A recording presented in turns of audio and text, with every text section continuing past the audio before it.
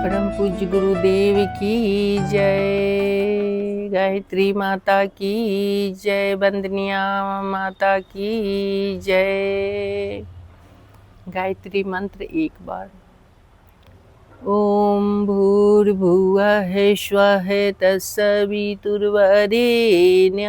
भर्गो देवस्य धीमहि धियो यो नः प्रचोदयात्। हम श्यामा चंद्रा, एक बार हमें अनुभूति गुरु जी का हुई। उस अनुभूति में हमें ये मिला कि कहीं भी निकलो घर से तो गुरु जी का गायत्री मंत्र जपते हुए निकलो, तब सारा कष्ट दूर हो जाता है। और कष्ट आता ही नहीं है, आता भी है तो क्षणिक आता है और चला जाता है।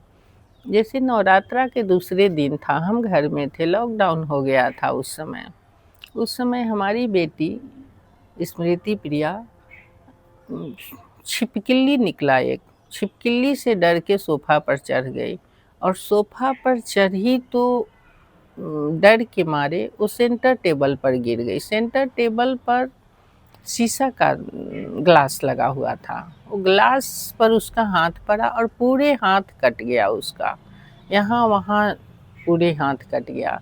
उस समय उस रात भी थी, 11 बजे की रात थी। वो रात्रि में कोई डॉक्टर नहीं, कोई कंपाउंडर नहीं, कोई हॉस्पिटल खुला नहीं। पूरे एरिया जगदेव पथ का छानबीन कर लिए, पारस हॉस्पिटल तक गए, कहीं कोई नहीं, क्योंकि लॉकडाउन भी था, रात भी था, उसमें कोई नहीं दिखाई दिया हमें। एकदम गुरु जी का आवाहन करते ही निकलिए रहे थे कि हे गुरुदेव, ये बच्ची को बचा लीजिए, ये बच्ची को बचा लीजिए। और उसका हाथ हम पकड़े हुए थे और महामृत्युंजय मंत्र मने मने जप रहे थे। एक पल भी नहीं महामृत्युंजय मंत्र को छोड़े, जपते रहे। उसी बीच जगदेव पथ में गार्नियल हॉस्पिटल मिला खुला, वहाँ डॉक्टर नहीं, नर्स थी। नर्स जब अपना इसका हाथ देखी तो वो देखते ही चकित हो गई, ऐसे कैसे कट गया। हम कि कट तो गया है, अब इसे ठीक करना है, एक ठीक आप ही करिएगा। और गुरुदेव हमारे साथ हैं। गुरुदेव वहाँ पर खड़ा होकर, वो नर्स को उतना उसके पास सुविधा भी नहीं था कि वो टाका दे सकती थी, कोई मोटा टाका, कोई पतला टाका, कोई छोटा टाका देकर उसका 3 घंटे का ऑपरेशन चला। 3 घंटा में पूरे हाथ को वो ठीक कर दी टाका देकर।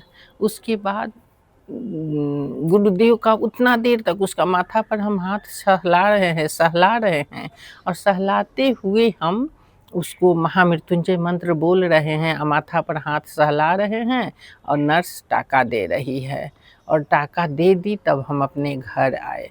अब उसको चाहिए दवा, दवा के लिए भी कोई डॉक्टर नहीं दिखाई दे रहा है। तो हमारे घर के बगल में पाम व्यू हॉस्पिटल, वहाँ निर्मल कुमार एक डॉक्टर थे। उनको हम किसी तरह बुलवाए कि आप आकर थोड़ा सा ट्रीटमेंट इनका कर दीजिए, ताकि कुछ दवा रहेगा, सुई रहेगा, तब तो उतना बड़ा टाका पड़ा है वो सब सूख पाएगा।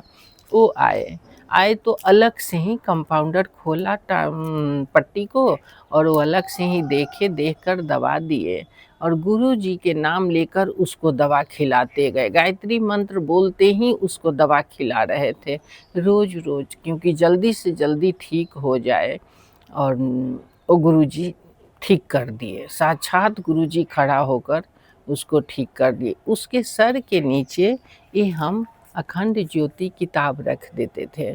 उसी समय से हमारा आदत बन गया ये अखंड ज्योति किताब सिर के नीचे लेकर सोने का।